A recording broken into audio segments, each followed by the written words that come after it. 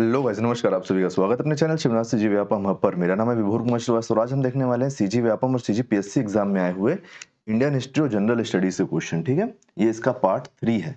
चलिए देखते हैं अपन पहला क्वेश्चन क्या है। कि पीएससी प्री 2014 में क्वेश्चन आया है, किस चोल राजा ने जल सेना प्रारंभ की थी। इस क्वेश्चन का कहने का मतलब यह है कि जो जल सेना होती थी उस समय चोल साम्राज्य के टाइम, तो उसकी शुरुआत किन्होंने की थी। तो इसका सही आंसर है आपका ऑप्शन नंबर सी, राज प्रथम। राज प्रथम ने जल सेना की शुरुआत की थी। उन्होंने एक पूरी नेवी बनाई थी, है ना। उन्होंने एक नेवी बनाई थी जो जल आक्रमण को रोक सके और जल आक्रमण कर सके जल रास्ते से, है ना।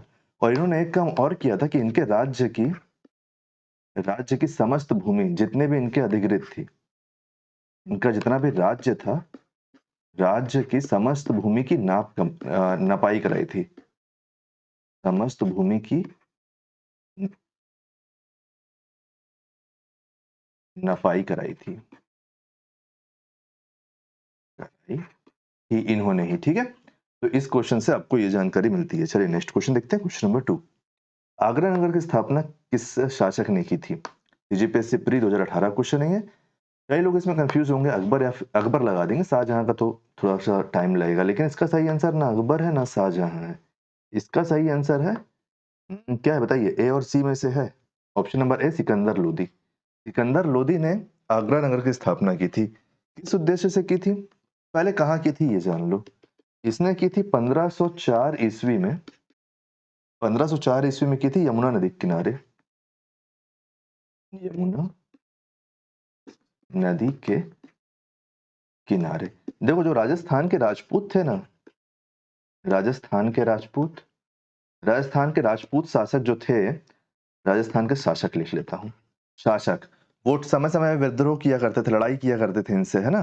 तो इन पे नियंत्रण पाने के लिए, इन पे नियंत्रण के उद्देश्य से, नियंत्रण के उद्देश्य से, नियंत्रण के उद्देश्य से, उद्देश्य से इसने आगरा नगर की स्थापना की थी और वहीं के किले पे रहता था मोस्टली टाइम, है ना।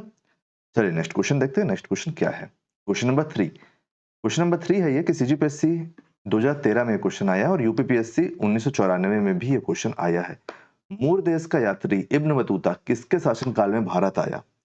तो जो मूर देश का यात्री इब्न बतूता था, सबसे पहले आप इसको समझो कि ये था कौन। ये मोरक्को, मोरक्को मूल का था, मतलब मोरक्को मूल था इसका, मूल का अफ्रीकी, अफ्रीकी यात्री था। अफ्रीकी यात्री, है ना। कई बार अफ्रीकी यात्री लिख देगा तो आप कंफ्यूज मत होना। अफ्रीकी यात्री था जो किसके शासनकाल में आया था। तो इसका सही आंसर है ऑप्शन नंबर ए, मोहम्मद बिन तुगलक। मोहम्मद बिन तुगलक के शासन में इब्न बतूता आया था। तो इसको ना मोहम्मद बिन तुगलक ने ना काजी बना दिया था दिल्ली का। काजी कहाँ का, तो दिल्ली का, दिल्ली का काजी बना दिया था इसको किसने, मोहम्मद बिन तुगलक ने। ठीक है, चलिए नेक्स्ट क्वेश्चन देखते हैं, क्वेश्चन नंबर 4। इसके जितने भी आपके जो वीडियो पहले हो चुके हैं ना, उनका लिंक, उनके प्लेलिस्ट का लिंक मैं आपको डिस्क्रिप्शन में दे दूंगा, तो आप उसको जरूर चेक कर लेना। छत्तीसगढ़ पीएससी प्री 2004 में क्वेश्चन बना है कि दिल्ली के सुल्तान बलबन का पूरा नाम क्या था। बताइए, दिल्ली का सुल्तान जो बलबन था उसका पूरा नाम क्या था। तो इसका सही answer option number C, Ghiyasuddin. Ghiyasuddin था उसका असली और पूरा नाम। Next question, question number 5। Question number 5 है हमारा, ये आया है आईएएस प्री 2001 में भी आया और छत्तीसगढ़ पीएससी प्री 2013 में भी ये क्वेश्चन आया है कि चंगेज खान के अधीन मंगोलों ने भारत पर आक्रमण किया था। इन जो 4 राजा का नाम दिया है, इनमें से किसके शासन काल में चंगेज खान के जो अधीन मंगोल थे, उन्होंने भारत पर आक्रमण किया था, बताइए। इसका सही आंसर है option number C, Iltutmish. Iltutmish के शासन काल पे मंगोलों ने आक्रमण किया था, लेकिन ये लड़ाई नहीं हुई थी, संधि हो गई थी, संधि हो गई थी। मंगोला कहना था कि एक राजा थे उस टाइम पे कि तुम इल्तुतमिश को, कि तुम उसका साथ मत दो, हम तुम्हारे ऊपर चढ़ाई नहीं करेंगे, तुम्हारे ऊपर आक्रमण नहीं करेंगे। तो इल्तुतमिश वहां से पीछे हट गया था, इसीलिए संधि हो गई थी और चंगेज खान के जो मंगोल थे वो वापस चले गए थे। ठीक है, चलिए नेक्स्ट क्वेश्चन देखते हैं। इल्तुतमिश मतलब गुलाम वंश, कौन सा वंश, गुलाम वंश का शासक था, गुलाम वंश का शासक था। Next question, question number 5। Chhattisgarh PSC pre 2019 में क्वेश्चन आया है कि भारतीय यात्रा में फायहान ने एक अस्पताल का उल्लेख किया है, ये कहाँ स्थित है। इनमें से कौन से 4 जगह पे, 4 जगह, 4 ऑप्शन में से एक जगह एक अस्पताल बनाया गया था जो फायहान जो भारत में यात्रा जब किया था तब उसने देखा था उसको। बताइए, इसका सही answer option number D Pataliputra. Pataliputra में था। और ये जो फायहान था ये किसके शासन काल में आया था? तो गुप्त काल में आया था। गुप्त काल में आया था। ये जो पाटलिपुत्र में जो हॉस्पिटल बना था, अस्पताल बना था, वो अस्पताल जो वहां के धनाढ्य लोग थे, अमीर लोग थे, उन्होंने मिलकर बनवाया था। और वहां पे निर्धनों की, गरीबों की निशुल्क निशुल्क इलाज होता था उनका। वहां पैसा नहीं लिया जाता था वहां पे, इसीलिए वो बहुत बड़ा हॉस्पिटल बनाया गया था और वहां पे बहुत भीड़ हुआ करती थी उस टाइम पे। Next question, question number 7। CGPSC pre 2011 में क्वेश्चन आया। एक मिनट, गुप्त काल बता दिया ना? हाँ, गुप्त काल में आया था, बता दिया हूँ। ये विक्रमशिला नामक प्राचीन विश्वविद्यालय की स्थापना बंगाल के किस शासक ने की थी? तो बताइए किसने की थी? इसका सही आंसर आपका ऑप्शन नंबर है धर्मपाल। धर्मपाल ने की थी विक्रमशिला प्राचीन विश्वविद्यालय की स्थापना बंगाल के किस शासक ने की थी? तो धर्मपाल ने की थी। और धर्मपाल कौन सा शासन से बिलोंग करता था, कौन से परिवार से? तो पाल वंशी शासक था ये। पाल वंशीय शासक था ये। पाल वंशीय शासक था। ठीक है। Question number 8।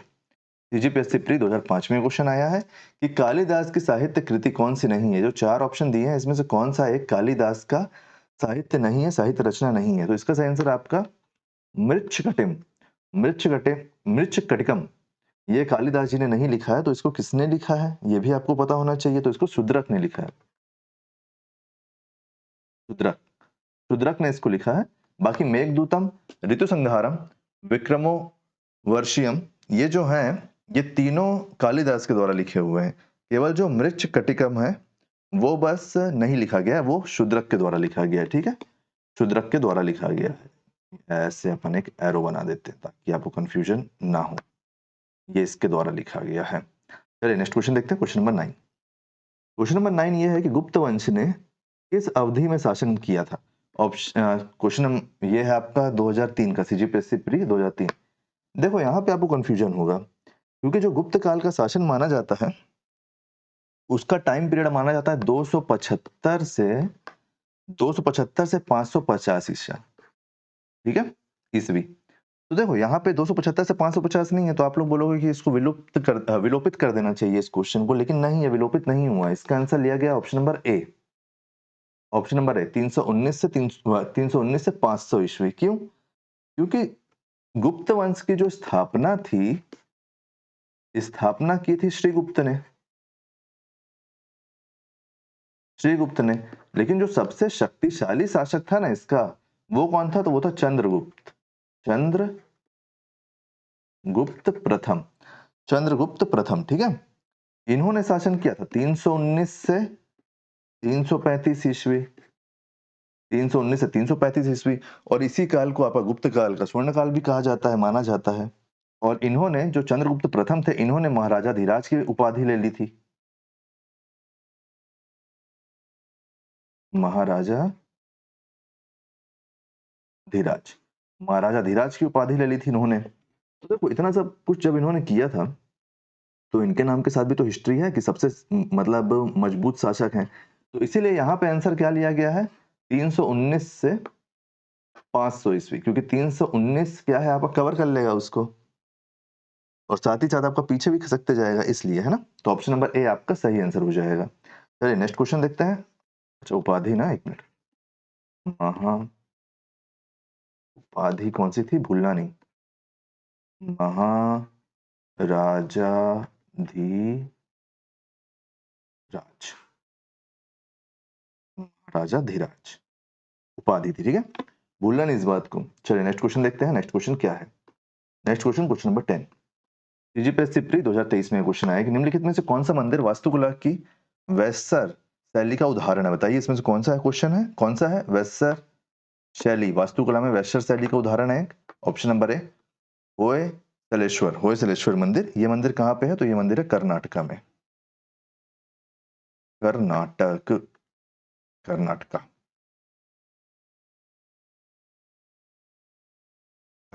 में। ठीक है, तो उम्मीद करता हूँ वैसे सारे क्वेश्चन आपको समझ में आ गए होंगे। कहीं पे भी कोई भी डाउट होगा तो पूछ लेना। इसके जो पुराने वीडियोस हैं, जो पुराने पार्ट है, उसके प्लेलिस्ट का लिंक मैं आपको डिस्क्रिप्शन में दे दूंगा, उसको जरूर चेक करना। बाकी वीडियो के लिए भी आप चैनल के पेज पे जरूर आइए। अगर वीडियो आपको पसंद आया तो वीडियो को लाइक कीजिए, वीडियो को शेयर कीजिए। आने वाले वीडियो के लिए चैनल बने रहिए, चैनल को सब्सक्राइब कीजिए और अपना फीडबैक जरूर दीजिए वीडियो आपको कैसे लगा। Thank you.